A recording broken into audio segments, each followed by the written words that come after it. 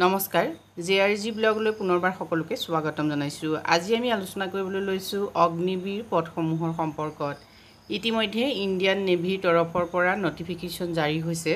নতুনকৈ অগ্নিবীৰ পদত বহুতো যুৱক যুৱতীক নিযুক্তি প্ৰদান কৰা হ'ব।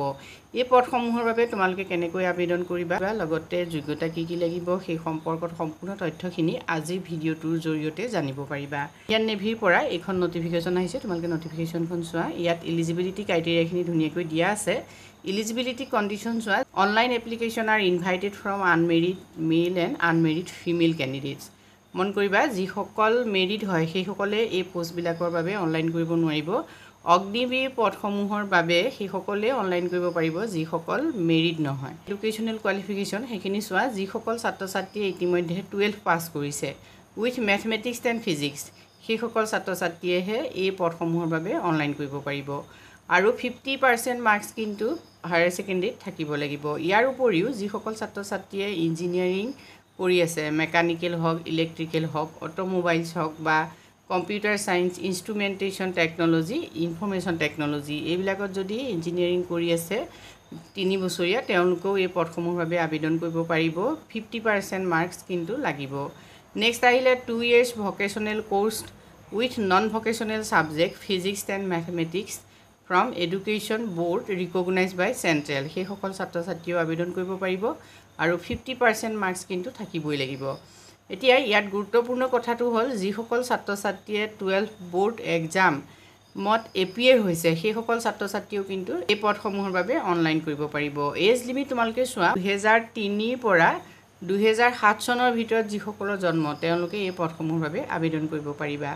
মেৰিটেল ষ্টেটাছ চোৱা। Only unmarried Indian male and female candidates are eligible for enrolment as Agniveer. গতিকে অগ্নিবীৰ পদসমূহত সেইসকলকে নিযুক্তি প্ৰদান কৰা হ'ব যিসকল অবিবাহিত। নেক্সট টাৰ্মছ এণ্ড কণ্ডিশ্যন চোৱা। যিহেতু অগ্নিবীৰ পদসমূহ 4টা বছৰৰ বাবে হয়, গতিকে ইয়াত কিছুমান নিৰ্দিষ্ট চৰ্ত দিয়া থাকে। এতিয়া the Agniveer shall be enrol in the Indian navy under the navy act 1956 for a period of 4 years, মানে 4 বছৰৰ বাবে এই পদসমূহত নিযুক্তি প্ৰদান কৰা হয়। আৰু 30 days লিভ থাকিব পাৰ ইয়েৰ, প্ৰতি বছৰত 30 দিনকৈ ইয়াত ছুটি পাব। এলাৱেঞ্চেছ যিটো সেইটো তোমালোকে চাই লোৱা। ইয়াত যিহেতু ফিক্সড ইয়েৰলি এটা ইনক্ৰিমেণ্ট থাকিব আৰু মান্থলি 30,000ৰ এটা পেকেজ দিয়া হ'ব। দৰমহাৰ ছিষ্টেম নাই, ইয়াত পেকেজ ঘোষণা কৰা হৈছে। গতিকে প্ৰতিজন অগ্নিবীৰক মাহে 30,000কৈ টকা দিয়া হ'ব। কিন্তু সেই টকাখিনি সম্পূৰ্ণভাৱেও অগ্নিবীৰসকলে নাপায়।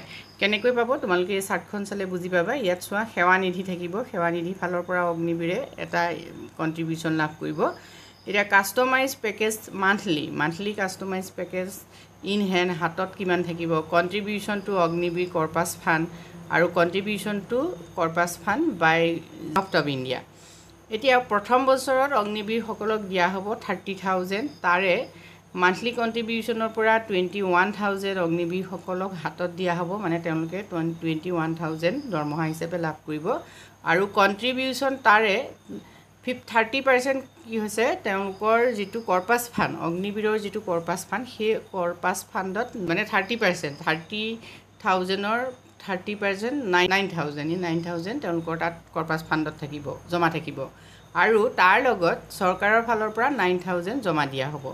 নেক্সট ছেকেণ্ড ইয়েৰত তেওঁলোকে মান্থলি পাব 33,000, 23,100 তেওঁলোকে পাব মান্থলি।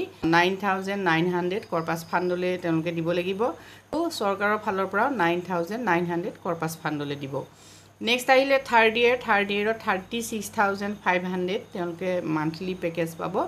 আৰু তাৰ পৰা 70% যিহেতু তেওঁলোকে মান্থলি লাভ কৰিব, গতিকে 25,550 লাভ কৰিব আৰু 10,950 কৰ্পাছ ফাণ্ডলৈ যাব। আৰু চৰকাৰৰ ফালৰ পৰাও 10,950 তেওঁলোকৰ কৰ্পাছ ফাণ্ডলৈ আহিব। নেক্সট ফ'ৰ্থ ইয়েৰত 40,000 তেওঁলোকৰ মান্থলি পেকেজ থাকিব, তাৰে 28,000 তেওঁলোকে লাভ কৰিব আৰু কৰ্পাছ ফাণ্ডলৈ যাব 12,000 আৰু 12,000 চৰকাৰৰ ফালৰ পৰাও আহিব। All total in Agniveer corpus fund, অগ্নিবীৰৰ কৰ্পাছ ফাণ্ডত অল টোটেল তেওঁলোকে 5.2 লাখ টকা লাভ কৰিব। নেক্সট চোৱা, there be no' entitlement to gratuity and pensionary benefit. ইয়াত কিন্তু অগ্নিবীৰসকলে গ্ৰেচুইটি বা পেঞ্চন নৰ যিখিনি বেনিফিট সেইখিনি লাভ নকৰে কিন্তু অন্যান্য কেইটামান সুবিধা লাভ কৰিব তাৰে প্ৰথমটো হ'ল life insurance cover Agniveer will be provided non contributory life insurance cover of ₹48 lakh for the duration of their engagement period death কম্পেনচেশ্যনো ইয়াত দিয়া থাকিব ডিজেবিলিটি কম্পেনচেশ্যন অগ্নিবীৰসকলক ডিজেবিলিটি কম্পেনচেশ্যন দিয়া হ'ব কাৰোবাৰ যদি কিবা ঘটনা সংঘটিত হয় যিটোৰ ফলত তেওঁ ডিজেবল হৈছে যদি ডিজেবিলিটি 100% হয় তেতিয়া 44 লাখ পাব নহলে 75% হলে 25 আৰু 50% হলে 15 লাখ তেওঁলোকে লাভ কৰিব এইখিনিয়ে হ'ল অগ্নিবীৰসকলে পাব লগা সুবিধা সিলেকশন প্ৰসেছটো চোৱা selection process will include two stages দুটা সিলেকশন প্ৰসেছ থাকিব প্ৰথমতে শৰ্ট লিষ্টিং হ'ব ইয়াত ইণ্ডিয়ান নেভি এন্ট্ৰেন্স টেষ্ট দিব লাগিব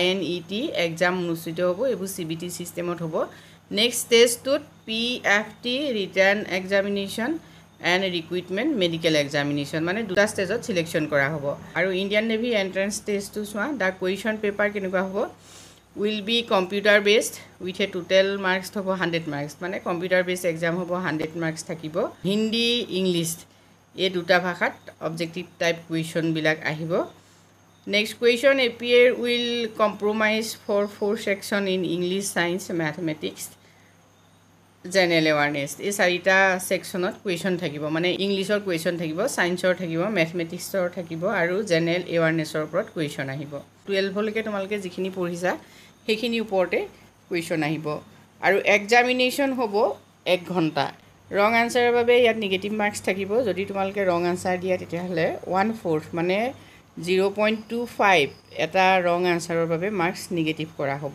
গটিকে কুৱেশ্যনখিনি লিখোতে আসলতে যথেষ্ট সাৱধান হ'ব লাগিব নেক্সট এক্সামিনেশ্যন ফিজটো তোমালকে চাই লোৱা এক্সামিনেশ্যন ফিজ হ'ব 550 ফিজিক্যাল স্ট্যান্ডাৰ্ড ইয়াত যথেষ্ট গুৰুত্বপূৰ্ণ হয় গতিকে ফিজিক্যাল স্ট্যান্ডাৰ্ডটো তোমালকে প্ৰথমে নিজে চাই লবা মেল ক্যান্ডিডেটৰ 1.6 কিলোমিটাৰ ৰানত 6 মিনিট 30 সেকেন্ডত মেল ক্যান্ডিডেটে কমপ্লিট কৰিব লাগিব আৰু ফিমেলৰ বাবে 8 মিনিট স্কোৱাটছত চোৱা উঠক বৈঠক ইয়াত হ'ব 20 মেলৰ বাবে আৰু ফিমেলৰ বাবে 15 পুশ আপছত 15 আৰু 10 bend knee sit ups 15 and 10 এখিনি ফিজিক্যাল স্ট্যান্ডার্ড তোমালকে মেইনটেইন কৰিব পাৰিব লাগিব অনলাইন আৰম্ভ হৈছে 13 মেৰ পৰা আৰু 27 মে হ'ব লাষ্ট ডেট যদি তোমালকে অনলাইন কৰাৰ কথা ভাবিছা তেতিয়া হলে https://ognibirnavy.cdac.in ত গৈ অনলাইন কৰিব পাৰিবা আৰু অনলাইন কৰিবলৈ তোমালকক কি লাগিব সেইখিনি তোমালকে চাই লবা নটিফিকেশনখন মই ডেসক্ৰিপচন বক্সত দি দিম ফটোগ্ৰাফ লাগিব বিশেষকৈ আৰু কিছুমান ইনফৰমেশন তোমালকক বিচাৰিব যিখিনি তোমালকে সম্পূৰ্ণ শুদ্ধকৈ দিব লাগিব আজি ভিডিওত আমি তোমালকৰ বাবে এখিনি তথ্য আগবঢ়াইছো যদি তোমালকে ইণ্ডিয়ান নেভিত অগ্নিবীৰ হিচাপে নিযুক্তি লাভ কৰিব বিচাৰা তেতিয়া হলে এই পদসমূহৰ বাবে অতি সোনকালে আবেদন কৰা আৰু প্ৰিপাৰেচন আৰম্ভ কৰা